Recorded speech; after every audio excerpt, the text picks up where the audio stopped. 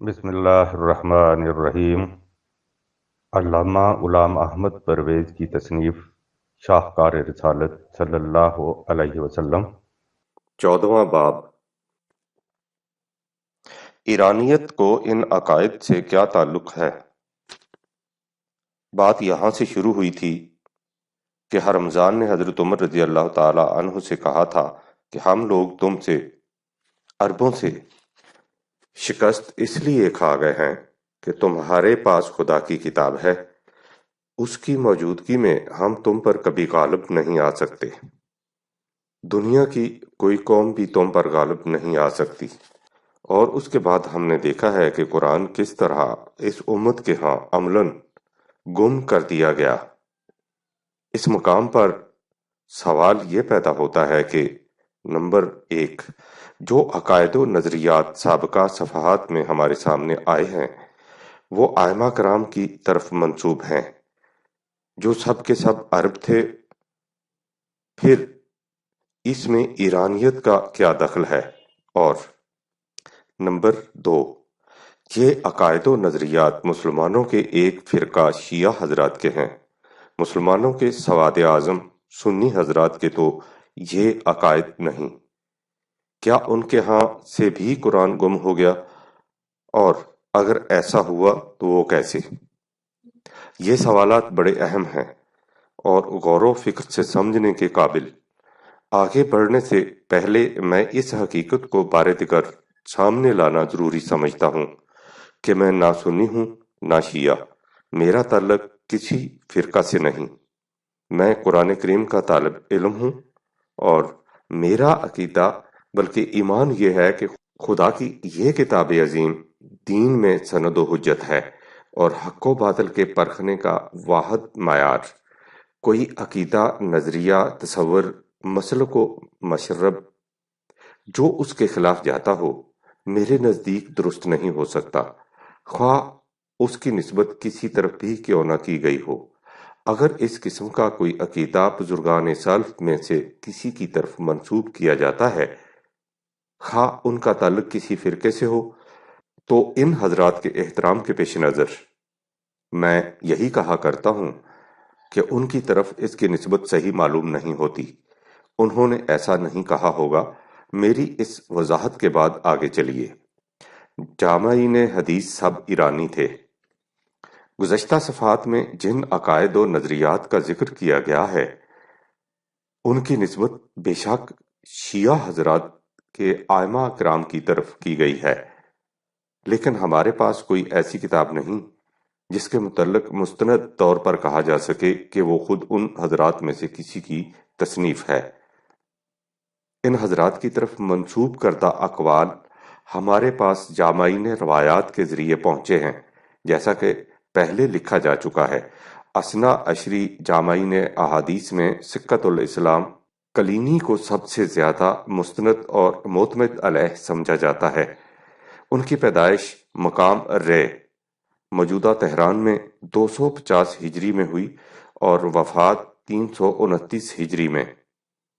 امامیہ شیعہ حضرات کے 11ویں امام حسن عسکری رضی اللہ تعالیٰ عنہ نے 260 ہجری میں وفات پائی، اور ان کے بعد ان کے 12ویں امام محمد المنتظر 4 یا 5 سال کی عمر میں بغداد کے قریب سامرا کے غار میں مستور ہو گئے۔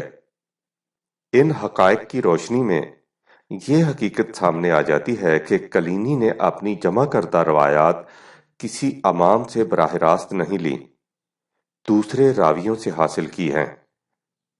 شیعہ حضرات کی حدیث کی باقی 3 کتابیں اس سے بھی بعد میں مدون ہوئی تھیں، یعنی من لا یحذرہ الفقیہ شیخ محمد ابن علی متوفی 381 ہجری، اور تہذیب اور استبصار ابو جعفر محمد بن حسن متوفی 460 ہجری۔ الکافی کی ضعیف روایات۔ الکافی کے متعلق کتاب الشافی جلد اول کے مقدمہ میں کہا گیا ہے کہ کافی کی 16,199 احادیث میں صرف 5,000 بہتر صحیح ہیں، باقی 144 حسن، 1116 मौसिक، 302 कवि اور 9450 ضعیف ہیں۔ صفحہ 6۔ انہی مولانا سید ظفر حسن صاحب نے کتاب فروع کافی کے ترجمہ میں تحریر فرمایا ہے، فرقہ شیعہ نے اپنی کتاب کے متعلق کبھی یہ دعویٰ نہیں کیا کہ من اولہ و آخرہ ان کی تمام احادیث صحیح اور متواتر ہی ہیں۔ کسی کتاب میں کسی حدیث کا پایا جانا اس کی صحت کا ثبوت نہیں کہا جا سکتا جب تک وہ معیار حدیث پر صحیح نہ اترے۔ صفحہ 5۔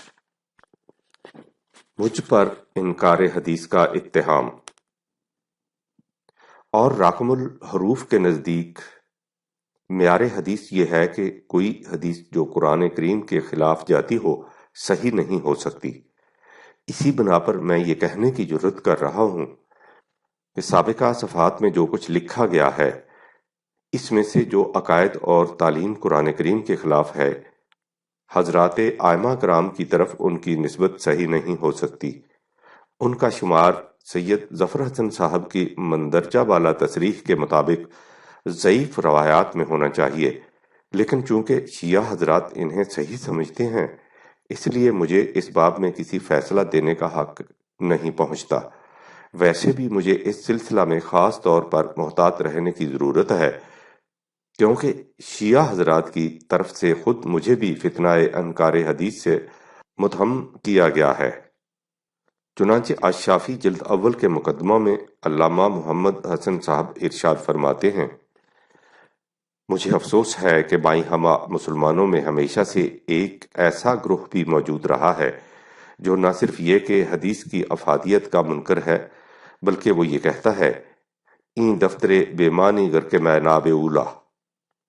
اس فتنہ کا حجر اساس تو پیغمبر اسلام صلی اللہ علیہ وسلم کے آخری لمحات حیات میں آن جناب کے مطالبہ کلم و دعات کے جواب میں حسبنا کتاب اللہ کہہ کر رکھ دیا تھا، اور انہی حسبنا کتاب اللہ کے قائل کے دور خلافت میں حدیث بیان کرنے والوں کو درے لگتے۔ الفاروق شبلی۔ یہ نظریہ فاسدہ اسلام کے مختلف ادوار سے گزر کر مولوی چکڑالوی اور مسٹر پرویز کے وقت خوب برغبار لے آیا۔ اب جبکہ وہ اپنے اصلی رنگ و روپ اور حقیقی خد و خال کے ساتھ منظر عام پر ظاہر ہوا ہے تو حسبنا کتاب اللہ کے قائل بھی چلا اٹھے ہیں اور اس خیال کے ابطال پر متعدد کتب و رسائل لکھ ڈالے ہیں، مگر ان حضرات کو کون سمجھائے؟ آئی باد صبا این ہما آوردہ توست۔ میرا انکار حدیث اتنا ہی ہے جو میں کہتا ہوں کہ جو حدیث قرآن کریم کی تعلیم کے خلاف ہے، رسول اللہ صلی اللہ علیہ وسلم یا بزرگان دین کی طرف اس کی نسبت غلط ہے۔ وہ کوئی ایسی بات کہہ نہیں سکتے تھے جو قرآن کے خلاف ہو۔ میں نے کبھی نہیں کہا این دفتر بے معنی گر کے میں ناب اولا۔ جو احادیث قرآن کے خلاف نہیں میں انہیں صحیح تسلیم کرتا ہوں، لیکن حسبنا کتاب اللہ کہنے کے جرم میں مجھے جس ذات گرامی حضرت عمر رضی اللہ تعالی عنہ کے ساتھ ہم رشتہ کیا گیا ہے، میرے لیے یہ سعادت کچھ کم باعث فخر نہیں۔ گرچہ خردیم نسبتیست بزرگ۔ سنیوں کے عقائد و مسلک پر اجمی اثرات۔ اب ہم دوسرے سوال کی طرف آتے ہیں، یعنی اس سوال کی طرف کہ سنیوں کے عقائد و تصورات پر ایرانی سازش نے کیا اور کس طرح اثر کیا۔ اسے پھر دہرا دیا جائے کہ اجمی سازش کا محوری نقطہ یہ تھا کہ کسی نہ کسی طرح قرآن کریم کی اہمیت و عظمت کو ختم کر دیا جائے۔ اس سلسلہ میں سب سے پہلے یہ خیال عام کیا گیا کہ رسول اللہ صلی اللہ علیہ وسلم نے قرآن مجید مرتب شکل میں امت کو نہیں دیا تھا، وہ اسے منتشر شکل میں چھوڑ گئے تھے۔ اس کے بعد یہ جمع اور مرتب کیسے ہوا، اس کے لیے عجیب و غریب روایات ملتی ہیں۔ روایات کے متعلق ہم تفصیل سے بعد میں لکھیں گے۔ جمع قرآن کے متعلق شکوک و شبہات۔ اس مقام پر اتنا سمجھ لینا کافی ہوگا کہ اہل سنت والجماعت یعنی سنی حضرات کے احادیث کے متعدد مجموعے ہیں۔ ان میں 6 کتابوں کو جنہیں صحاح ستہ کہا جاتا ہے مستند مانا جاتا ہے۔ پھر صحاح ستہ میں سے 2 کتابوں مسلم اور بخاری کو صحیحین اور بخاری کو اصحاح الکتب بعد کتاب اللہ قرار دیا جاتا ہے۔ ان کتب روایات میں جامع قرآن کے متعلق کہا گیا ہے کہ امام ابن ابی داؤد اپنی سند کے ساتھ زید بن ثابت سے نقل کرتے ہیں کہ جس سال اہل یمامہ کا قتل ہوا، ابو بکر رضی اللہ تعالی عنہ نے مجھے آدمی بھیج کر بلایا، وہاں عمر رضی اللہ تعالی عنہ بھی موجود تھے۔ ابو بکر رضی اللہ تعالی عنہ کہنے لگے کہ یہ عمر رضی اللہ تعالی عنہ میرے پاس آئے اور کہنے لگے کہ قرآن کے قاریوں کے ساتھ قتل کی گرم بازاری ہو گئی ہے، مجھے ڈر ہے کہ دوسرے مواقع پر بھی یہی گرم بازاری ہو اور اس طرح قرآن ضائع ہو جائے۔ میری رائے ہے کہ قرآن کو جمع کر لو۔ میں نے عمر رضی اللہ تعالی عنہ سے کہا کہ جو کام رسول اللہ صلی اللہ علیہ وسلم نے نہیں کیا وہ تم کیسے کرتے ہو؟ عمر رضی اللہ تعالی عنہ نے کہا بخدا یہ کام اچھا ہی ہے، اور اس بارہ میں مجھ سے برابر کہتے رہے، حتیٰ کہ جس چیز کے لیے خدا نے ان کا شرح صدر کر دیا تھا میرا بھی شرح صدر کر دیا، اور میری رائے بھی وہی ہو گئی جو ان کی تھی۔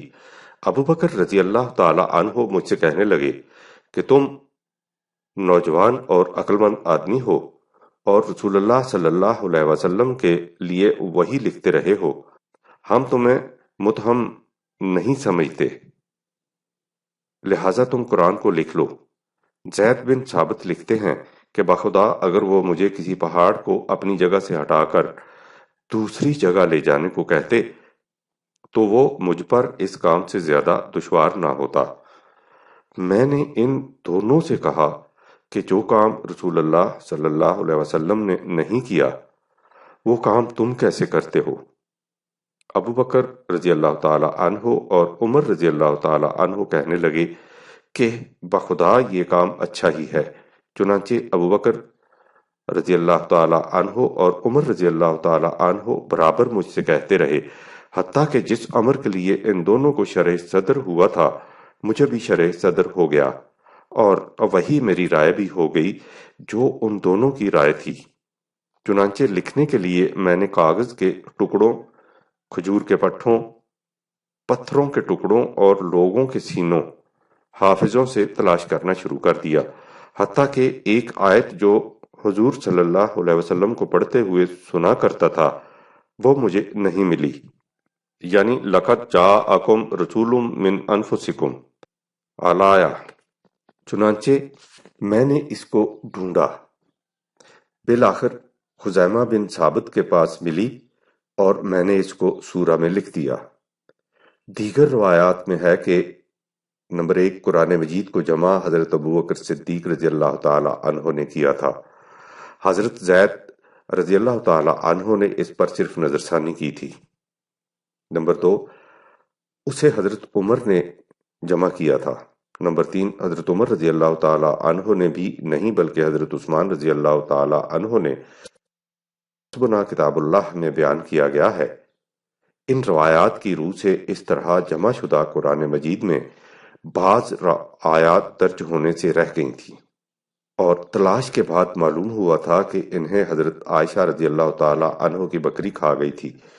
آیا رجم کے متعلق حضرت عمر رضی اللہ تعالی عنہ کو اسرار تھا کہ وہ رسول اللہ صلی اللہ علیہ وسلم کے زمانے میں قرآن میں موجود تھی۔ جب ان سے ان کے زمانہ خلافت میں کہا گیا کہ اس آیت کو قرآن میں شامل کر دیا جائے تو آپ نے کہا کہ وہ اسے قرآن میں تو درج نہیں کریں گے، البتہ حکم اس کا باقی رکھیں گے۔ چنانچہ عمل اس آیت کے مطابق ہوتا رہا، یعنی زنا کی سزا سنگساری۔ حضرت ابو بکر رضی اللہ تعالی عنہ یا حضرت عمر رضی اللہ تعالی عنہ کے زمانے کے مرتب کردہ صحائف حضرت حفصہ رضی اللہ تعالی عنہا کے پاس تھے۔ مروان نے انہیں اپنے زمانے میں ان سے لے کر جلا دیا۔ بعض روایات میں ہے کہ وہ نسخہ کنویں میں گر گیا تھا۔ بہرحال وہ کنویں میں گر گیا ہو یا جلا دیا گیا ہو، وہ نسخہ یا صحائف امت کے پاس نہ رہے۔ جو نسخہ حضرت عثمان رضی اللہ تعالی عنہ نے مرتب فرمایا تھا، اس کے متعلق امام ابن ابی داؤد اپنی تصنیف کتاب المصاحف میں لکھتے ہیں کہ جب حضرت عثمان رضی اللہ تعالی عنہ مصحف سے فارغ ہو گئے اور انہوں نے اسے دیکھا تو فرمایا کہ تم لوگوں نے بہت اچھا کیا اور خوب کیا، مگر مجھے اس میں کچھ غلطیاں نظر آتی ہیں، لیکن کوئی بات نہیں، عرب انہیں اپنی زبانوں سے ٹھیک کر لیں گے۔ بعد میں بزمانہ بنی امیہ حجاج بن یوسف نے مصحف حضرت عثمان رضی اللہ تعالی عنہ میں 11 جگہ تبدیلیاں کی۔ مروجہ قرآن کے متعلق کہا جاتا ہے کہ یہ حجاج کا تصحیح کرتا ہے۔ علاوہ ازیں خود حضرت عثمان رضی اللہ تعالی عنہ کے زمانے میں مختلف صحابہ کے پاس جو قرآن کے نسخے تھے ان میں متعدد اختلافات تھے۔ یہ ہے جو خود سنیوں کی روایات میں قرآن کریم کے متعلق درج ہے۔ آپ سوچئے کہ جس قرآن کی جمع و تدوین کے متعلق اس قسم کے خیالات عام کر دیے جائیں، اس کی محکمیت کہاں باقی رہ سکتی ہے؟ ہم آگے چل کر بتائیں گے کہ یہ خیالات کس زمانے میں وضع اور عام کیے گئے اور ان میں ایرانیت کا کہاں تک دخل تھا۔ ناسخ و منسوخ کا عقیدہ۔ بہرحال قرآن مجید روایات کی روح سے جیسے تیسے بھی جمع ہوا، امت کے پاس آ گیا۔ اب اس کے متعلق یہ عقیدہ پھیلایا گیا کہ اس میں بے شمار آیات منسوخ ہیں، یعنی وہ آیات قرآن میں موجود ہیں، ان کی تلاوت بھی کی جاتی ہے، لیکن حکم ان کا منسوخ ہو چکا ہے۔ اس سلسلہ میں ایک عقیدہ یہ ہے کہ قرآن کی بعض آیات قرآن ہی کی دوسری آیات سے منسوخ ہیں، اور دوسرا عقیدہ یہ ہے کہ قرآن کی آیات بعض احادیث کی روح سے منسوخ ہو چکی ہیں۔ اس دوسرے عقیدہ کے متعلق ہم ذرا آگے چل کر لکھیں گے۔ جہاں تک اول الذکر عقیدہ کا تعلق ہے، قرآن میں یہ کہیں درج نہیں کہ فلاں آیت نے فلاں آیت کو منسوخ کر دیا ہے۔ اسے علماء پر چھوڑ دیا گیا ہے کہ وہ جس آیت کے متعلق چاہے کہہ دیں کہ اسے فلاں آیت میں منسوخ کر دیا ہے۔ یہ روش اس قدر عام ہوئی کہ قرآن مجید کی قریب 500 آیات منسوخ قرار دے دی گئیں۔ اس تعداد میں مختلف زمانوں میں کمی بیشی ہوتی رہی، تاکہ شاہ ولی اللہ نے انہیں گھٹا کر 5 آیات تک محدود کر دیا۔ لیکن 5 ہوں یا 500، یہ عقیدہ بہرحال موجود ہے کہ قرآن کی بعض آیات صرف پڑھی جاتی ہیں، ان کا حکم منسوخ ہو چکا ہے اور منسوخ ہو چکا ہے خدا کے فیصلے کی روح سے نہیں، کسی نہ کسی عالم کے فیصلے کی روح سے۔ مثلہ معہو۔ اس کے بعد یہ سوال سامنے آتا ہے کہ جو قرآن منسوخ ہونے سے بچ گیا ہے، اسے سمجھا کس طرح جائے؟ یہ وہ مقام ہے جہاں ایرانیت نکھر کر سامنے آ جاتی ہے۔ ہم دیکھ چکے ہیں کہ محدث کے عقیدہ کی روح سے کہا یہ گیا کہ وحی کی 2 قسمیں ہیں۔ ایک قسم کی وحی رسول اللہ صلی اللہ علیہ وسلم پر نازل ہوئی تھی، اور دوسری قسم کی وحی آئمہ پر۔ ان کے صرف طریق تنزیل میں فرق تھا۔ وحی ہونے کی جہت سے ان میں کسی قسم کا فرق نہیں تھا۔ یہ عقیدہ شیعہ حضرات کا تھا۔ سنیوں کے ہاں یہ عقیدہ رائج کیا گیا کہ وحی کی 2 قسمیں ضرور ہیں، لیکن یہ دونوں رسول اللہ صلی اللہ علیہ وسلم پر ہی نازل ہوئی تھیں۔ ایک کو وحی جلی یا وحی مطلوع کہا جاتا ہے، اور دوسری کو وحی خفی یا وحی غیر مطلوع۔ وحی جلی یا مطلوع قرآن مجید کے اندر درج ہے، اور وحی خفی احادیث کے اندر۔ وحی غیر مطلوع کے متعلق یہ عقیدہ وضع کیا گیا کہ یہ بھی مثلہ معہو، قرآن کے ساتھ اس کی مثل ہے۔ چنانچہ حضرت مقداد بن معدی کرب رضی اللہ تعالی عنہ کی روایت یوں بیان کی جاتی ہے، رسول اللہ صلی اللہ علیہ وسلم نے فرمایا کہ یاد رکھو کہ مجھے الکتاب دی گئی ہے، اس کے ساتھ اس کی مثل کچھ اور، انی اوتیت الکتابہ و مثلہ معہ، یاد رکھو عنقریب ایک شخص جس کا پیٹ بھرا ہوگا اپنے تخت پر بیٹھا کہے گا کہ تم اس قرآن کو لازم پکڑو، جو کچھ اس میں حلال پاؤ اسے حلال سمجھو اور جو کچھ اس میں حرام پاؤ اسے حرام سمجھو۔ ابو بکر خطیب بغدادی، کتاب الکفایہ۔ یہ مثلہ معہ احادیث ہیں۔ کہا جاتا ہے کہ وحی مطلوع اور وحی غیر مطلوع مثلہ معہ کا عقیدہ امام شافعی نے وضع کیا تھا۔ یہ اسقلان کے صوبہ میں 150 ہجری میں پیدا ہوئے اور ہارون الرشید کے زمانہ میں یمن میں مقیم تھے، جو شیعوں کا مرکز تھا۔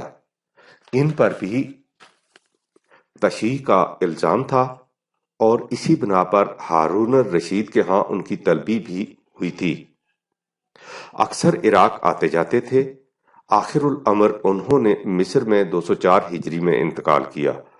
تاریخ فقہ اسلامی، علامہ خضری مرحوم، صفحہ 247۔ بہرحال اس عقیدہ کو کسی نے وضع کیا ہو، اس کی روح سے قرآن سے باہر ایک مجموعہ وحی اور وجود میں آ گیا جنہیں احادیث کہا جاتا ہے۔ جن لوگوں کے ذہن میں دین کا صحیح تصور اور دل میں قرآن مجید کے لا شریک لہ ہونے کی عظمت تھی، انہوں نے اس نئے عقیدہ کی مخالفت کی اور کہا کہ دین میں سند اور حجت صرف قرآن کریم ہے۔ جیسا کہ قدامت پرست طبقہ کا قاعدہ ہے، انہوں نے ان لوگوں پر معتزلہ کا لیبل لگایا اور پھر ان کے خلاف اس قدر پروپیگنڈا کیا کہ حالت یہ ہے کہ آج بھی جو شخص عقل و فکر کی بات کرے اور اس کے دلائل کا کوئی جواب ان سے نہ بن پڑے، اس کے متعلق اتنا کہہ دینا کافی ہے کہ وہ معتزلہ ہے۔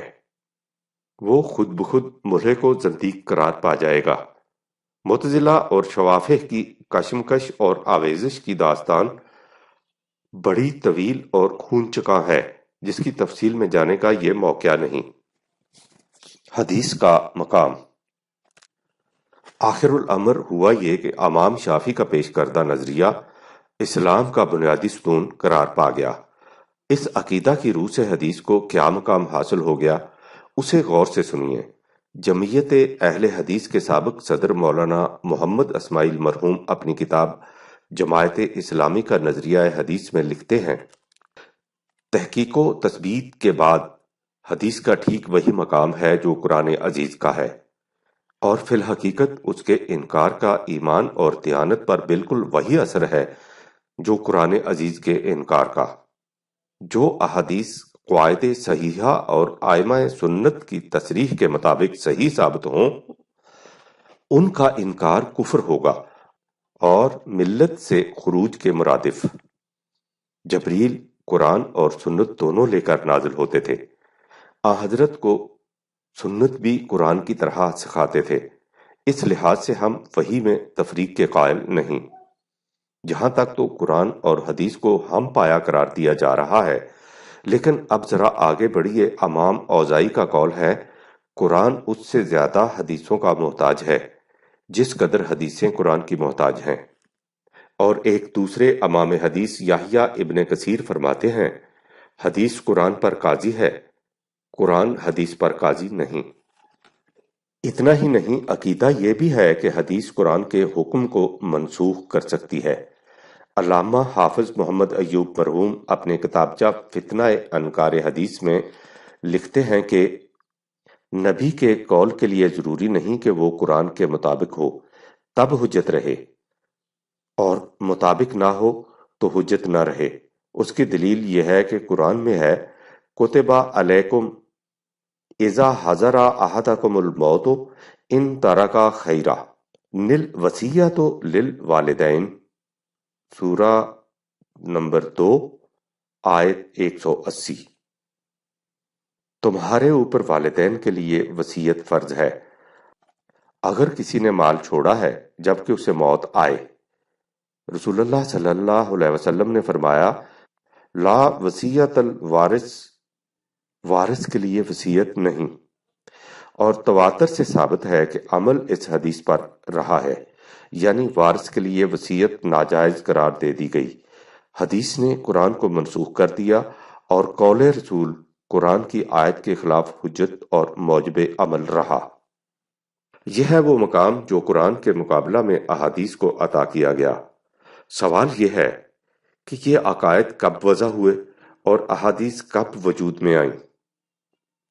ہم باب چہارم حسبنا کتاب اللہ میں بتفصیل بتا چکے ہیں کہ احادیث کا کوئی مجموعہ نہ رسول اللہ صلی اللہ علیہ وسلم نے مرتب فرما کر امت کو دیا، نہ ہی خلفائے راشدین کے زمانے میں مرتب ہوا۔ انہوں نے بلکہ اس کی شدت سے مخالفت کی۔ ان کے بعد صحابہ اور بنی امیہ کے زمانہ میں بھی ان کے مجموعے مرتب نہ ہوئے۔ یہ مجموعے عباسیوں کے زمانے میں مرتب ہوئے، جیسا کہ لکھا جا چکا ہے۔ جامعین حدیث سب ایرانی تھے۔ اہل سنت والجماعت ان مجموعوں میں سے 6 کو صحیح تسلیم کرتے ہیں۔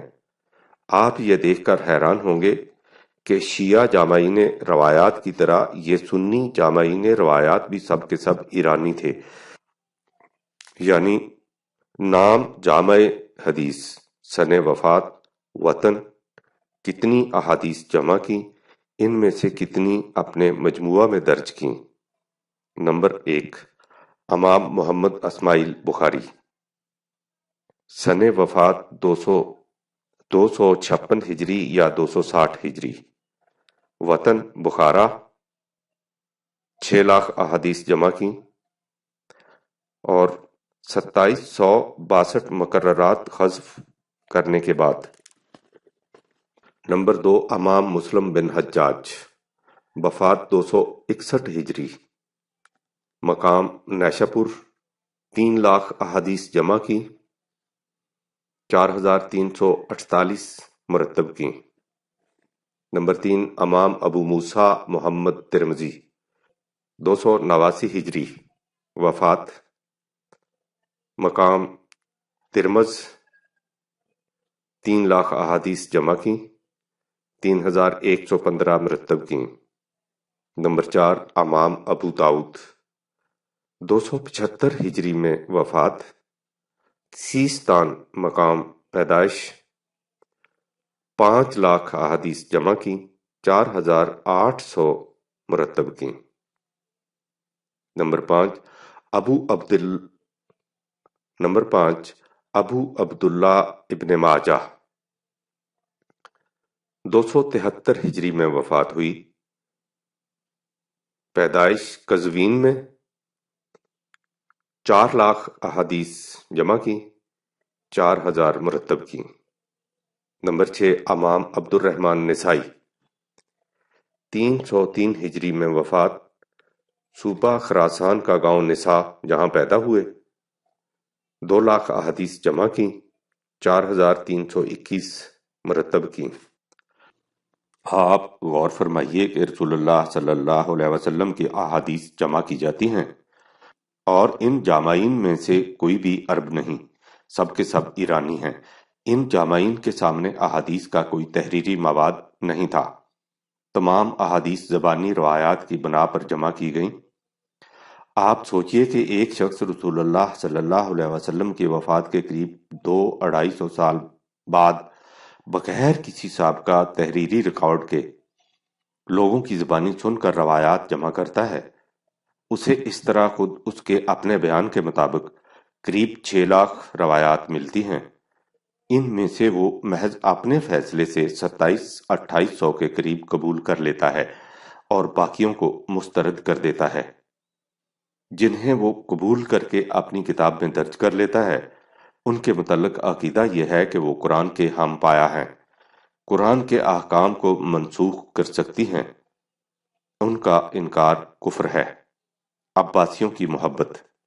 ان مجموعوں میں روایات کس قسم کی ہے ان کی مثالیں پیش کرنے کا یہ مقام نہیں، یہاں صرف اتنا لکھ دینا کافی ہوگا کہ یہ احادیث عباسیوں کے دور میں جمع ہوئیں، اس لیے ان میں اس قسم کی روایات موجود ہیں کہ حضور صلی اللہ علیہ وسلم نے فرمایا کہ کسی شخص کے دل میں اس وقت تک ایمان داخل نہیں ہو سکتا جب تک وہ حضرت عباس رضی اللہ تعالی عنہ اور ان کی اولاد سے محبت نہ رکھے۔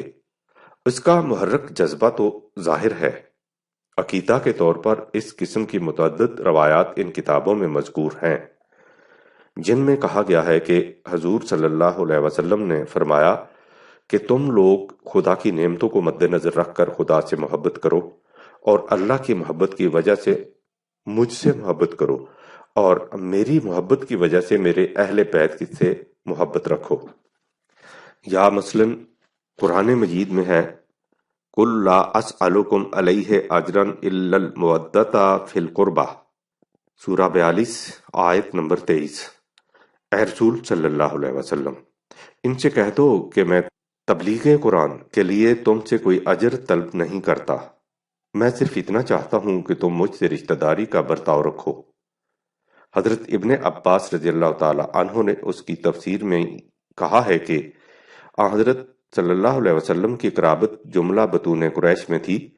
اللہ نے آپ کی زبان سے اعلان کرایا کہ کہہ دو کہ میں تبلیغ قرآن اور تعلیم دین پر تم سے کسی اجر کا طالب نہیں ہوں، صرف رشتہ داری کا برتاؤ میرے ساتھ رکھو۔ امام ترمذی نے اسے درج کرنے کے باوجود سعید بن جبیر سے نقل کیا ہے کہ اس آیت میں قربا کے معنی آل محمد کے ہیں، یعنی میری تبلیغ کا اجر کچھ نہیں سوائے اس کے کہ میری اولاد کے ساتھ محبت رکھو۔ اصحاب معاذ اللہ مرتد ہو گئے تھے۔ دوسری طرف ان کتابوں میں اس قسم کی حدیثیں بھی ملتی ہیں۔ حضرت ابن عباس رضی اللہ تعالی عنہ راوی ہیں کہ رسول خدا صلی اللہ علیہ وسلم نے یہ خطبہ پڑھا کہ اے لوگو، تم اللہ کی طرف ننگے پیر ننگے بدن بلا ختنہ اٹھائے جاؤ گے۔ پھر حضرت صلی اللہ علیہ وسلم نے فرمایا کہ آگاہ رہو کہ کچھ لوگ میری امت کے لائے جائیں گے اور فرشتے انہیں دوزخ کی طرف لے جائیں گے۔ اس وقت میں کہوں گا اے میرے رب، یہ میرے صحابی ہیں۔ اللہ کی طرف سے ندا آئے گی کہ تو نہیں جانتا کہ انہوں نے تیرے بعد کیا کیا۔ اس وقت میں بھی عیسیٰ علیہ السلام کی طرح کہوں گا کہ وَكُنْتَ عَلَيْهِمْ شَهِيدًا۔ پھر اللہ کی جانب سے ندا آئے گی کہ اے محمد، یہ لوگ تیرے جدا ہونے کے بعد ہی مرتد ہو گئے تھے۔ بخاری کتاب التفسیر۔ اس سے پہلے قرآن کریم کی جمع و تدوین کے متعلق جو کچھ لکھا گیا ہے وہ بھی انہی کتب روایات میں مذکور ہے، اور صحابہ کبار کے متعلق یہ روایت کہ وہ معاذ اللہ حضور کی وفات کے بعد مرتد ہو گئے تھے بھی انہی کتابوں میں۔ پھر سن لیجئے کہ یہ کتابیں شیعوں کی نہیں سنیوں کی ہیں، اور ایسی مستند اور معتبر کہ ان حضرات کے عقیدہ کی روح سے ان میں درج شدہ کسی ایک روایت کا انکار مسلمان کو دائرہ اسلام سے خارج کر دیتا ہے۔ امام ابن جریر طبری۔ ان کتب احادیث نے جب یہ بنیاد فراہم کر دی تو اس پر اسلام کی ایک جدید عمارت کا استوار کر دیا جانا کچھ مشکل نہ رہا۔ یہ کارنامہ سنیوں کے ایک نہایت قابل اعتماد جلیل القدر امام محمد جریر ابن طبری نے سر انجام دیا۔ علامہ تمنا عمادی مرحوم ان کے متعلق لکھتے ہیں ابن جریر طبرستان کے قصبہ عمل کے رہنے والے تھے، یہیں پیدا ہوئے، یہیں پرورش پائی اور یہیں سے تحصیل علم کے لیے باہر نکلے۔ 44 برس تک تحصیل علم میں سرگرداں رہے۔ شیعہ تھے لیکن از روئے تقیہ سنی بنے رہے۔ ان کے دادا کا اصل نام رستم تھا۔ اسلام قبول کرنے کے بعد یزید نام رکھا گیا۔ ابن جریر خالص شیعوں کے لیے جو کتاب لکھتے تھے اس میں اپنا نام محمد بن جریر بن رستم لکھتے تھے، اور سارے مسلمانوں کے لیے جو کتاب لکھتے تھے اس میں اپنا نام محمد بن جریر بن یزید لکھتے تھے۔ امام طبری نے ایک تو یہ کیا کہ 30 جلدوں میں قرآن کریم کی تفسیر لکھی۔ اس تفسیر میں انہوں نے انداز یہ رکھا کہ ہر آیت کی تفسیر میں احادیث درج کر دیں، جس کا مطلب یہ ہوا کہ وہ تفسیر امام طبری کی نہیں بلکہ خود رسول اللہ صلی اللہ علیہ وسلم کی ہے۔ آپ سوچئے کہ اس کا نتیجہ کیا نکلا، یہ کہ اب قرآن کریم کا وہی مطلب صحیح تسلیم کیا جا سکتا ہے جسے امام طبری نے اپنی تفسیر میں لکھ دیا۔ بات بالکل واضح ہے، جب کسی سے یہ کہا جائے کہ فلاں آیت کی یہ تفسیر خود رسول اللہ صلی اللہ علیہ وسلم نے بیان فرمائی ہے، تو کون سا مسلمان یہ کہنے کی جرت کر سکے گا کہ یہ تفسیر ٹھیک نہیں، یا یہ کہ اس آیت کا جو مفہوم میں نے سمجھا ہے وہ اس سے بہتر ہے؟ نہ کوئی مسلمان ایسا کہنے کی جرت کر سکے گا، نہ کوئی مسلمان ایسی بات سننا گوارا۔ نتیجہ یہ کہ قرآن کریم کا مفہوم تفسیر طبری میں مقید ہو کر رہ گیا، اور اس پر غور و تدبر اور تنقید و تنقیح کے سب دروازے بند ہو گئے۔ چنانچہ طبری کے بعد جس قدر تفاسیر لکھی گئیں وہ انہی کے تتبع میں لکھی گئیں، اور جس نے اس سے اختلاف کی جرت کی وہ منکر حدیث، منکر رسالت، فی الحاظہ ملحد و بے دین قرار پا گیا۔ آپ نے غور فرمایا کہ اس ایک اقدام سے قرآن مجید کو کس طرح ان عقائد و تصورات کا پابند بنا دیا گیا جو ان کتب روایات میں مذکور تھے، جنہیں ایرانی جامعین نے جمع اور مرتب کیا تھا۔ امام طبری کی تاریخ، جو اسلام عہد رسالت مآب و صحابہ رضی اللہ تعالی عنہ میں عملاً رائج و نافذ تھا، اس کے سامنے آنے کی ایک شکل یہ ہو سکتی تھی کہ اس دور کی صحیح تاریخ مرتب ہو جاتی۔ امام طبری نے یہ راستہ بھی روک دیا۔ انہوں نے اپنی تفسیر کے ساتھ ایک ضخیم تاریخ بھی مرتب کر دی جو 13 جلدوں پر مشتمل ہے۔ یہی سنی مسلمانوں کے ہاں سب سے مبسوط تاریخ ہے۔ اس اعتبار سے طبری کی تفسیر کو ام التفاسیر اور ان کی تاریخ کو ام التاریخ کہا جاتا ہے۔ ہمارے ہاں جتنی کتب تاریخ بعد میں مرتب ہوئیں ان کا ماخذ طبری کی تاریخ ہے۔ اس تاریخ میں انہوں نے یہ التزام کیا ہے کہ آیات قرآنی کا جو مفہوم اپنی تفسیر میں بیان کیا ہے اس کی تائید میں عہد رسالت مآب و صحابہ رضوان اللہ علیہم اجمعین کے واقعات اپنی تاریخ میں درج کر دیے ہیں، اور اس عہد کے جو واقعات اپنی تاریخ میں درج کیے ہیں ان کی تائید میں اپنی تفسیر میں روایات درج کر دی ہیں۔ اس طرح تفسیر طبری اور تاریخ طبری عہد رسالت مآب و صحابہ رضوان اللہ علیہم اجمعین کے اسلام کی مستند تعبیر کی آئینہ دار قرار پا گئیں، اور یہی اسلام آگے چلا۔ اسلام دین نہ رہا، مذہب بن گیا۔ ماورائے قرآن خدا سے براہ راست علم حاصل ہونے کے عقیدہ کا نتیجہ اتنا ہی نہیں تھا کہ اس سے وضعی حدیثیں وجود میں آ گئیں اور انہوں نے دین کی حیثیت اختیار کر لی۔ اس کا نتیجہ یہ بھی تھا کہ اسلام سرے سے دین ہی نہ رہا، یہ مذہب میں تبدیل ہو گیا۔ دین اور مذہب میں کیا فرق ہے اسے ہم تیسرے باب میں تفصیل سے بیان کر چکے ہیں۔ اس کا لب لباب یہ ہے کہ دین اپنی آزاد مملکت میں زندگی کا عملی نظام بن سکتا ہے۔ اپنی آزاد مملکت سے مراد وہ مملکت جس میں قوانین خداوندی قرآن کریم کے احکام، اصول و اقدار، حکومت کے قوانین کی حیثیت سے نافذ اور عمل پیرا ہوں گے۔ اگر ایسی مملکت نہ رہے تو پھر دین باقی نہیں رہتا، وہ مذہب میں تبدیل ہو جاتا ہے۔ مذہب میں دین کے ارکان رسمی شکل میں باقی رہ جاتے ہیں جن کا عملی نتیجہ کچھ مرتب نہیں ہوتا۔ ان کی ادائیگی سے انسان بذہن خواہش یہ سمجھ کر کہ میں احکام خداوندی کی اطاعت کر رہا ہوں اپنے آپ کو جھوٹا اطمینان دلا لیتا ہے، اور بس آیا استخلاف کا مفہوم بدل گیا۔ استخلاف فی الارض، اپنی آزاد مملکت کے سلسلہ میں قرآن کریم میں جو متعدد آیات آئی ہیں ان میں سرفہرست سورہ النور کی وہ آیہ جلیلہ ہے جس میں کہا گیا ہے کہ وعد الله الذين آمنوا منكم وعملوا الصالحات ليستخلفنهم في الأرض كما استخلف الذين من قبلهم وليمكنن لهم دينهم الذي ارتضى لهم وليبدلنهم من بعد خوفهم أمنا يعبدونني لا يشركون بي شيئا ومن كفر بعد ذلك فأولئك هم الفاسقون۔ سورہ 24 آیت 55۔ جو لوگ تم میں سے ایمان لائیں گے اور عمل صالح کریں گے، اللہ نے وعدہ کر رکھا ہے کہ وہ انہیں دنیا میں حکومت عطا کرے گا، اسی طرح جیسے اس نے انہی جیسے لوگوں کو ادوار سابقہ میں حکومت عطا کی تھی۔ یہ حکومت اس لیے عطا ہوگی کہ اس کے ذریعے اللہ اس دین کو متمکن کر دے جسے اس نے ان کے لیے پسند کیا ہے، اور تاکہ ان کا خوف امن سے بدل جائے، اور اس طرح وہ اس قابل ہو جائیں کہ وہ صرف اللہ کی محکومیت اختیار کریں اور اس میں کسی اور کو شریک نہ کریں۔ جو لوگ اس کے بعد اس ابدی صداقت سے انکار کریں گے وہ فاسق ہوں گے۔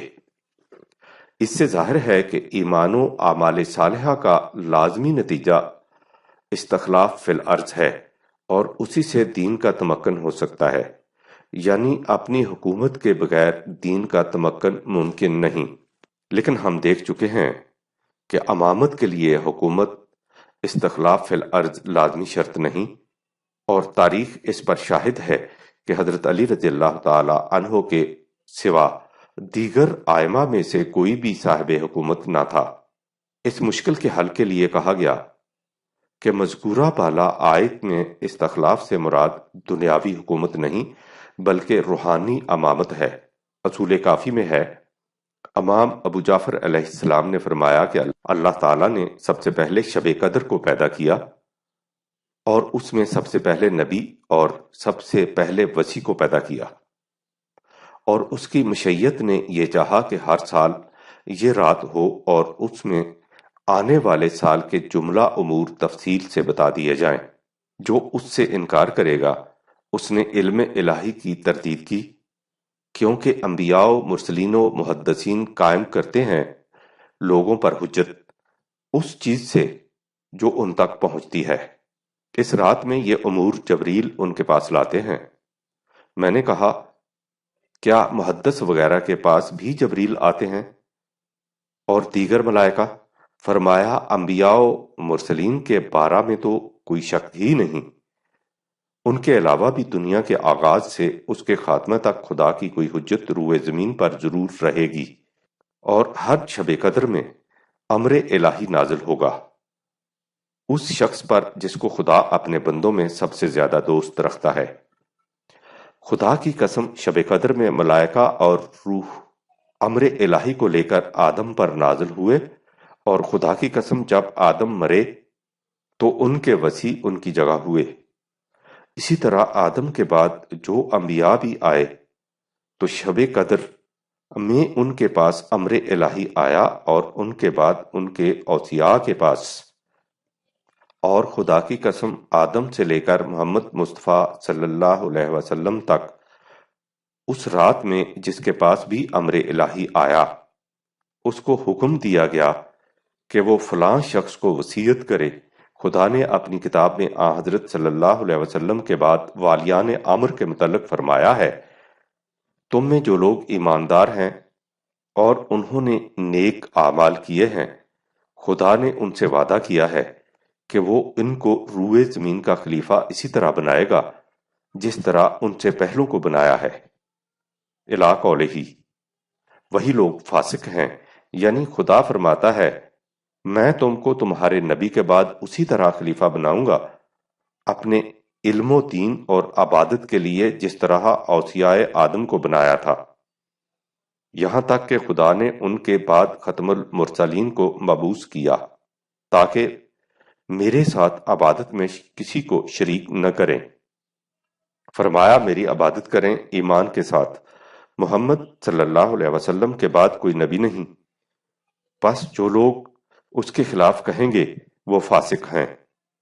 پس خدا نے حضرت صلی اللہ علیہ وسلم کے بعد والیان امر کو علم پر قدرت دی، اور وہ ہم ہیں۔ الشافی جلد اول صفحہ 284 تا 85۔